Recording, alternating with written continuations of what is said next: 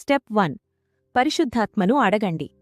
మొదటి మెట్టు చాలా సులభమైంది, కాని అత్యంత శక్తివంతమైంది.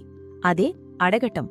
లూకాసువార్త 11:13లో యేసు ఇలా అంటున్నారు: మీరు చెడ్డవారైయుండియు మీ పిల్లలకు మంచి ఈవుల నియ్యనెరిగి ఉండగా పరలోకమందున్న మీ తండ్రి తన్ను అడుగువారికి పరిశుద్ధాత్మను ఎంతో నిశ్చయముగా అనుగ్రహించును. ఇక్కడ యేసు తండ్రి మరియు కుమారుని సంబంధాన్ని ఉదాహరణగా చూపిస్తున్నారు. ఒక కుమారుడు ఆకలితో రొట్టె అడిగితే తండ్రి రాయి ఇస్తాడా? చేప అడిగితే పామునిస్తాడా? ఖచ్చితంగా ఇవ్వడు.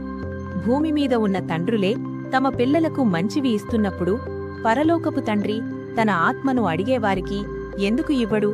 కాబట్టి మనం నేరుగా దేవుని సన్నిధికి వెళ్లి, ప్రభువా, నా స్వశక్తితో నేను ఏమీ చేయలేను, నీ పరిశుద్ధాత్మతో నన్ను నింపు అని విశ్వాసంతో అడగాలి. మనకు ఆయన అవసరమని మనం గుర్తించినప్పుడే ఆయన మనల్ని తన ఆత్మతో నింపుతాడు.